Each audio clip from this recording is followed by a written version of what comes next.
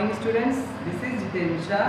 Today I will explain chapter 1 Big Brother of class 7 English course book. So students, first of all I will say something about the chapter. The Big Brother is a story written by Munshi Premchand. Big brother story जो है ना उसको मुंशी प्रेमचंद ने right किया है, लिखा है. In this story, इस स्टोरी में देयर आर टू ब्रदर्स. यहाँ पर दो भाई हैं.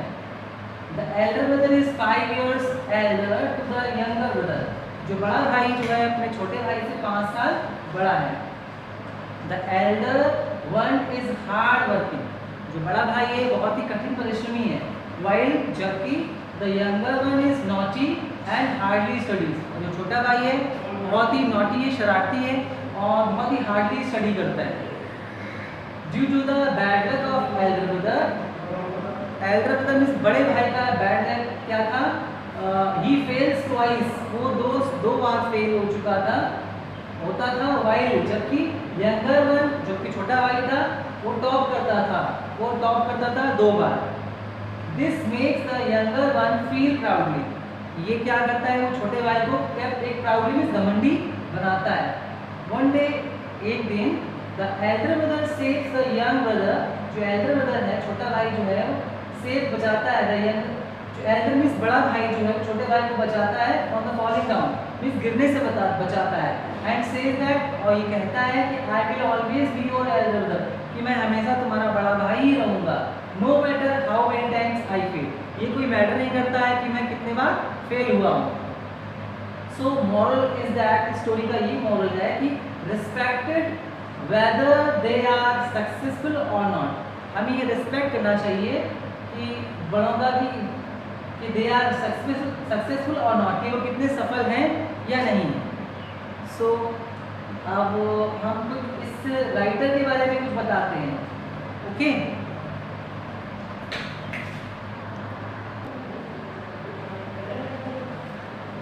सो स्टूडेंट्स, अब हम राइटर के बारे में बात करते हैं.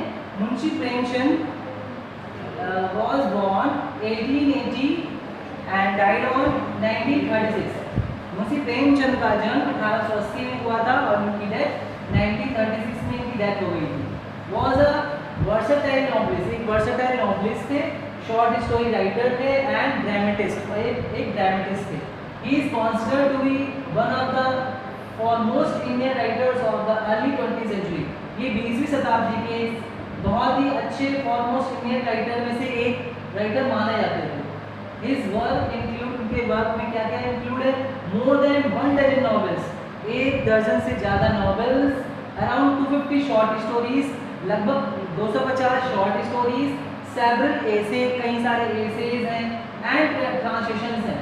मुंशी प्रेमचंद क्या थे? Was known for his interesting story teller. जो मुंशी प्रेमचंद थे वो जाने जाते थे, इंटरेस्टिंग स्टोरी टेलर जाने जाते थे. And use of simple language, और एक सिंपल भाषा का यूज करते थे.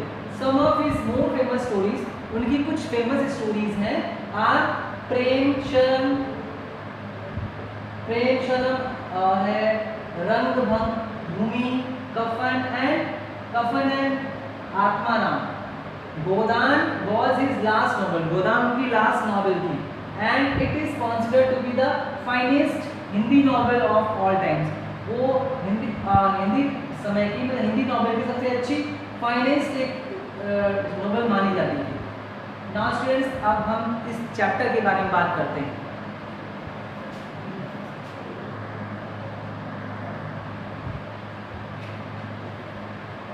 नाउ स्टूडेंट्स, ये आपका 7th क्लास का चैप्टर 1 है जो मुंशी प्रेमचंद के द्वारा लिखा गया है. चैप्टर का नाम है big brother. So I will explain chapter. There was an age difference of 5 years between my brother and me. यहाँ पर 5 साल का डिफरेंस था मेरे और मेरे भाई के बीच, बड़े भाई के बीच में. However, he was only 3 years senior to me in school. फिर भी वो स्कूल में मुझसे 3 साल का सीनियर था. Both of us started school at the same age. दोनों ने सेम एज में, एक ही एज में स्कूल को स्टार्ट किया था. But my brother but my brother believe in taking studies slow and study, लेकिन मेरा भाई विश्वास करता था, समझता था स्टडी को प्राप्त करना स्लो एंड स्टडी, बहुत ही अच्छे से प्राप्त करना। सिंस ही वांटेड टू ले अ सॉलिड फाउंडेशन, जब से उसने अपनी जड़ को बहुत मजबूत करने का चाहा था। ही टुक 2 or 3 years, वो क्या करता था 2 या 3 साल लेता था इन ईच क्लास, प्रत्येक क्लास में वो 2 या 3 क्लास लेता था to complete justice to studies, to complete justice अपनी जड़ को, अपनी स्टडीज को मजबूत करने के लिए। The foundation after all should be strong, जो फाउंडेशन है, जो जड़ है, आफ्टर ऑल कैसी होनी चाहिए, स्ट्रॉन्ग होनी चाहिए। कैसे? For the edifice to endure, means जैसे कोई भवन जो होता है उस भवन को अच्छे से टिक सके। एट दैट टाइम, उस समय, आई वॉज 9, मैं 9 साल का था, एंड ही वॉज 14, और वो 14 साल का था। He had the right to supervise and instruct me, उसको मुझे इंस्ट्रक्ट करने के लिए या सुपरवाइज करने के लिए मुझ पर उसका अधिकार था। And I was expected to avoid by his others without demur, और आई वॉज एक्सपेक्टेड, और मुझे आशा थी, to avoid means by his order without demur, मतलब किसी भी ऐतराज किए बिना मैं उनके ऑर्डर को क्या करता था, मानता था। My brother was studious by nature, मेरे जो भाई थे बहुत ही नेचर से क्या थे, बहुत ही स्टूडियस थे। मोस्ट ऑफ द टाइम, जो ज़्यादा समय था, he would have to have a book open in front of him, वो अपने सामने ज़्यादातर अपना समय बुक खोलकर अपना रखते थे अपने सामने। At time he relax bye steering pictures, मतलब रिलैक्स के समय वो क्या करते थे, अपना ज़्यादातर समय वो क्या, बर्ड्स की पिक्चर, डॉग्स की पिक्चर एंड कैट्स की पिक्चर को बनाते थे। कहाँ बनाते थे? In the margin of the notebook, जो नोटबुक में जो उनको मार्जिन जो बचा हुआ होता था पेज, वहाँ पर बनाते थे। I have seen my brother right again, मैं अपने भाई का नाम लिखा हुआ देखता था, वर्ड्स में और सेंटेंस में देखता था। अब टू 10 और 20 टाइम्स, 10 और 20 लिखा हुआ मैं मार्जिन पे देखता था। In contrast I had no interest in studies, लेकिन उनकी तुलना में मुझे ज़्यादा पढ़ाई में इंटरेस्ट नहीं था।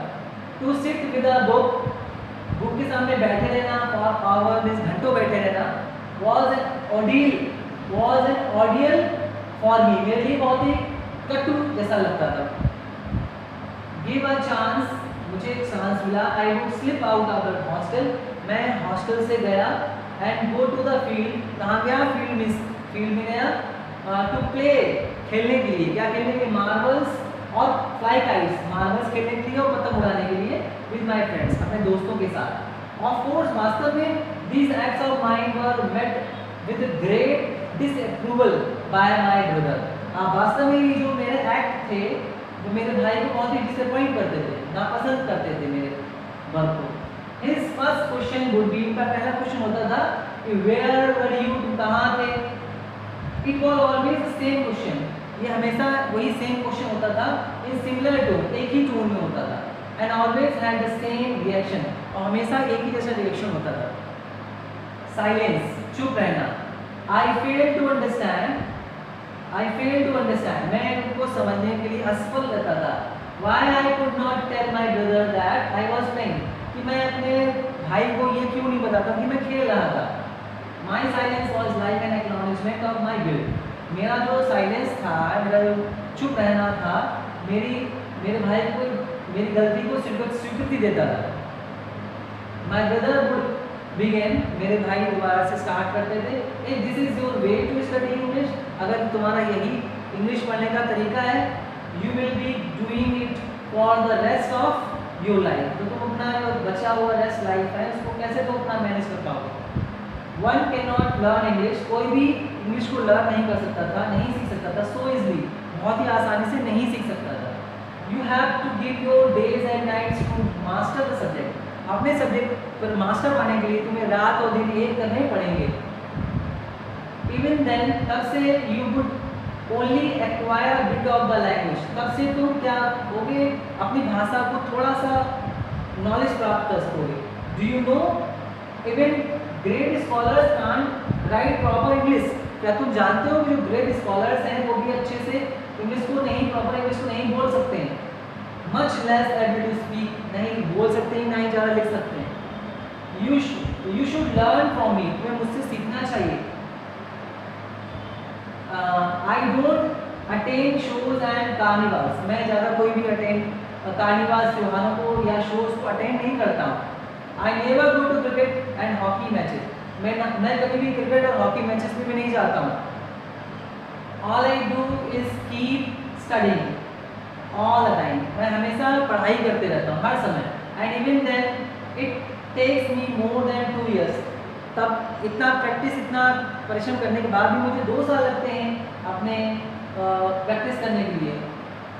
तो एक क्लास में 2 साल लगते हैं। How do you expect to pass it, तो तुम कैसे एक्सपेक्ट कर सकते हो कि तुम पास हो जाओगे इफ़ यू डोंट स्टडी, अगर तुम परिश्रम नहीं करोगे।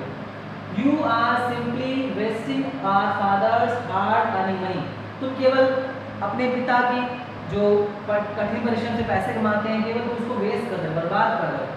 सच a scolding would inevitably reduce me to tears, ऐसी तुम जो बातें करते हो, मतलब ऐसे तुम काम करते हो, उससे मुझे अवश्य ही डांट मिलेगी और मैं उससे मुझे आंसू आएंगे।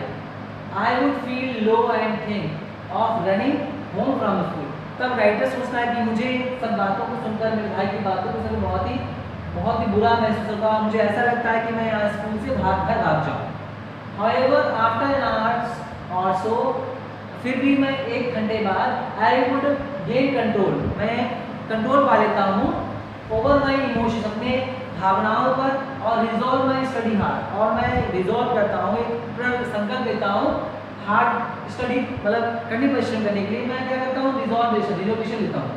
आई लाइक टू ड्रॉ शेड्यूल, मैं एक शेड्यूल ड्रॉ कर रहा हूँ।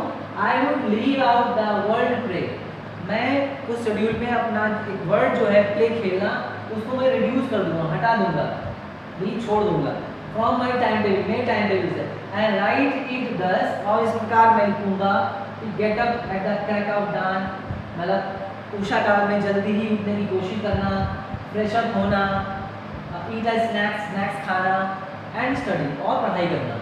फ्रॉम 6 to 8, 6 से 8 बजे तक इंग्लिश पढ़ना, 8 to 9, 8 से 9 बजे तक अर्थमेटिक मिसमैच लगाना, 9 to 30 मिनट्स, 9 के बाद 30 मिनट्स मतलब 9:30 बजे तक क्या करना, हिस्ट्री पढ़ना। देन मील टाइम, उसके बाद में भोजन का समय, एंड स्कूल, और उसके बाद में स्कूल। आफ्टर स्कूल, स्कूल के बाद में वुड बी ज्योग्राफी, स्कूल के बाद में ज्योग्राफी पढ़ना। फ्रॉम 4 to 5, 4 से 5 घंटे ग्रामर पढ़ना। फ्रॉम 5 to 6 o'clock, 5 से 6 बजे तक ग्रामर पढ़ना। एंड 30 मिनट्स वॉक, और उसके बाद में 30 मिनट्स के लिए वॉक करना। Followed by English composition, English composition को फॉलो करने पर क्या 30 मिनट्स पास, मतलब 30 मिनट गुजर जाने के बाद में मैं क्या करता हूँ, इंग्लिश कंपोजिशन को फॉलो करता हूँ। 6 o'clock, मैं 6 साढ़े 6 बजे तक। दैन डिनर, उसके बाद मैं डिनर करता हूँ, शाम का भोजन करता हूँ। ट्रांसलेशन फ्रॉम 8 to 9, उसके बाद मैं ट्रांसलेशन करता हूँ 8 से 9 बजे तक। हिंदी करता हूँ फ्रॉम 9 to 10 o'clock, मतलब रात में 9 बजे से 10 बजे तक मैं हिंदी का वर्क करता हूँ। फ्रॉम 10 to 11 o'clock क्या करता हूँ, for time for miscellaneous exercise, जो भी मिली जुली एक्सरसाइज है उनको करने का। एंड देन स्लीप, और उसके बाद में मैं सो जाता हूँ। However, as we all know, जैसा कि हम लोग जानते हैं, it is one thing to drop एक चीज़ जो ड्रॉप शेड्यूल मैंने ड्रॉप की, एंड क्वाइट डिफरेंट वन, वो चीज़ क्या है, to follow it. I could not follow it, मैं उसको नहीं फॉलो कर सकता।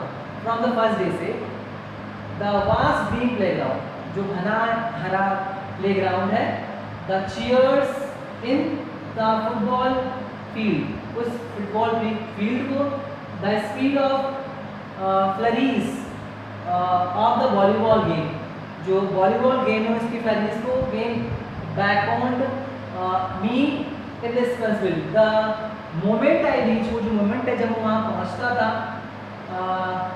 द प्लेग्राउंड में पहुँचता था, आई फॉरगॉट, मैं भूल जाता था, एवरीथिंग, सब कुछ मैं भूल जाता था। माई रिजॉल्व, मेरा संकल्प, माई टाइम टेबल, मेरा time table, and the books, किताबें, एंड स्टेन माई आईज, और मैं अपनी आंखों पर स्टेन में खेल पर केवल रखता था।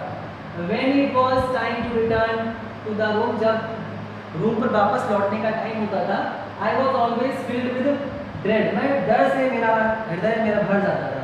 I would try to avoid him, मैं अपने बड़े भाई को अवॉइड करने की कोशिश करता था एज मच एज पॉसिबल, जितना पॉसिबल हो सकता था, hoping to get away from his sermons and scolding, उनकी सीख से और उनके दंड से मैं उनको देखने के लिए मैं क्या करता था, उसको अवॉइड करता था।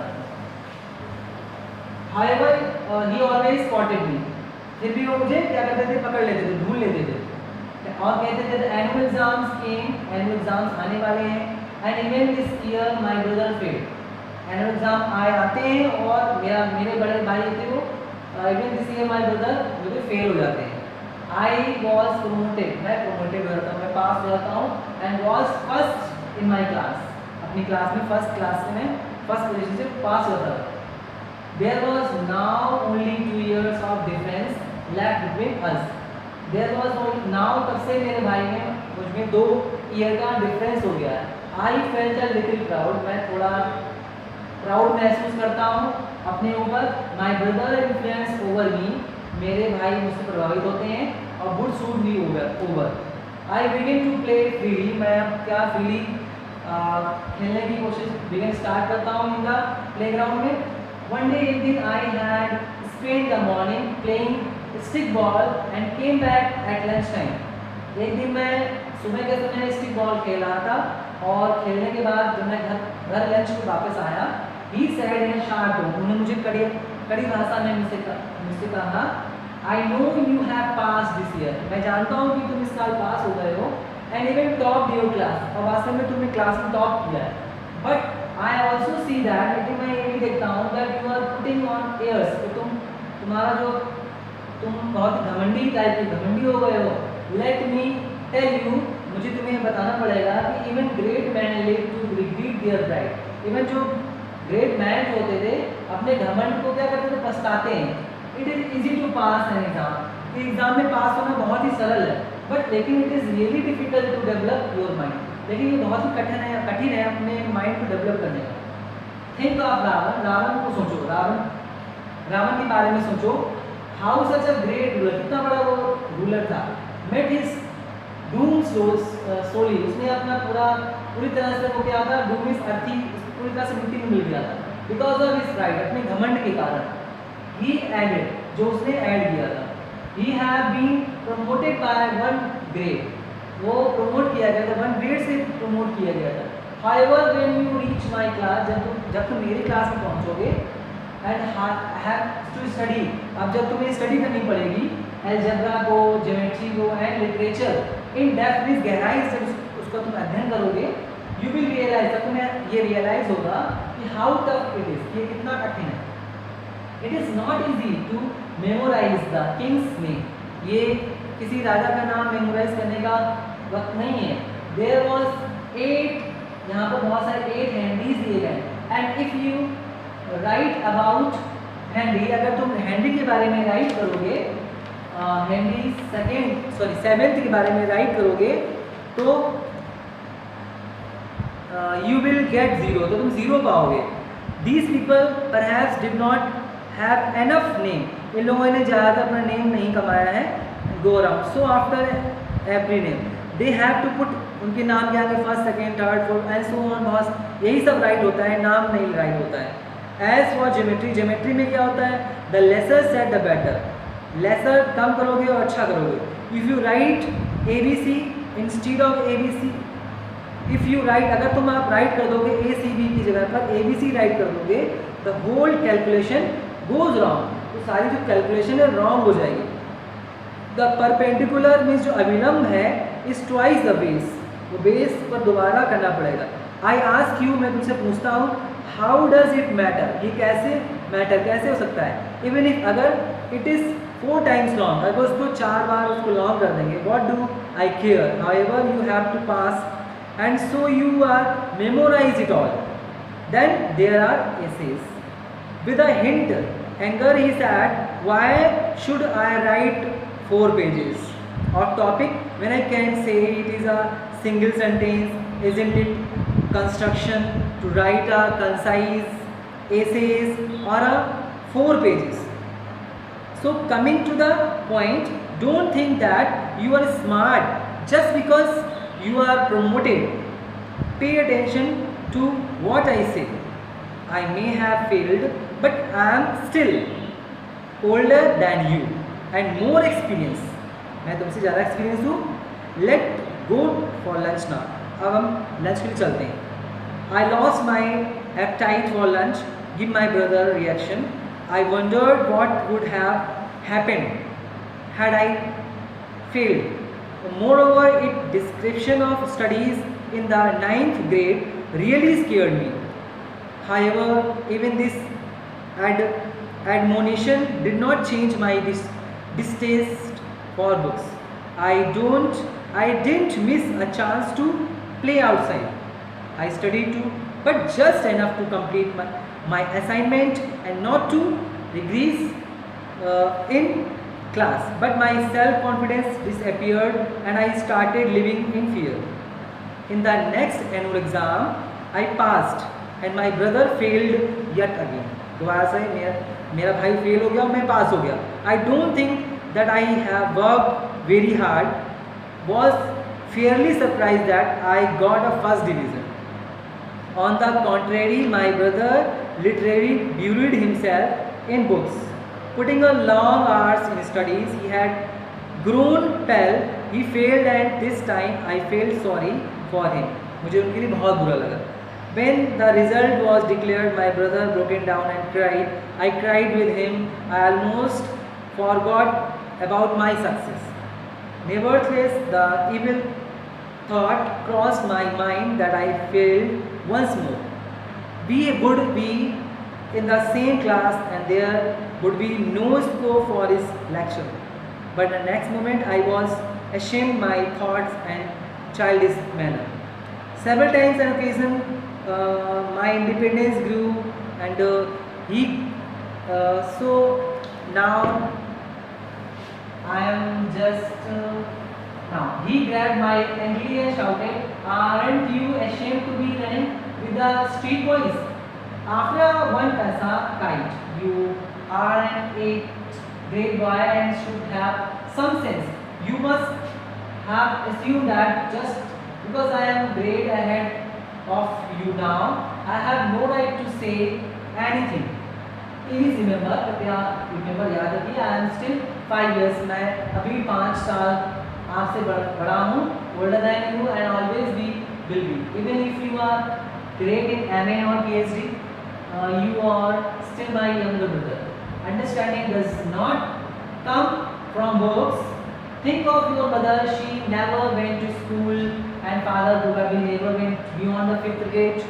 However, they will have the right to correct us, not just because they are the parents but also because they have lived longer and have more experience than us. They may be ignorant about what is happening in the USA, but there are many practical things that are known about. Tomorrow, if I fall sick, the best that we could do is send home telegram, but father wouldn't do that. The world, he would try for a redeeming or else go to doctor. We find difficult to make our allowance. However, father has brought up a family on half of what the two of us spend today. So brother, don't be proud of having caught up with me and being independent. I will see that मैं देख रहा हूँ, you do not go off the track. I know you do not like my lecture. मैं जानता हूँ कि मुझे lecture देना पसंद नहीं है, but I am doing my duty. लेकिन मैं अपनी duty करता हूँ as a बड़ा भाई होना. This new approach of my brother completely stunned me. I was mortified at my behavior. I realized my own significance and felt a new respect for my brother. With tears in my eyes, I said, I realize my folly. What you have said is very true.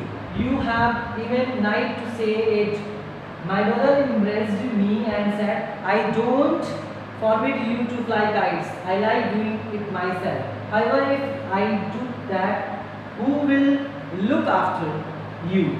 Suddenly a kite that had been cut loose hovered over us, its string dangling down. A group of boys were chasing it. My brother jumped up and caught hold of the string and ran towards the hostel. He had a smile on his face. Without a minute's delay, I followed him, trying to get hold of the kite in his hand. So student, ये आपका explanation था, ये story जो थी मुंशी प्रेमचंद द्वारा right करी गई।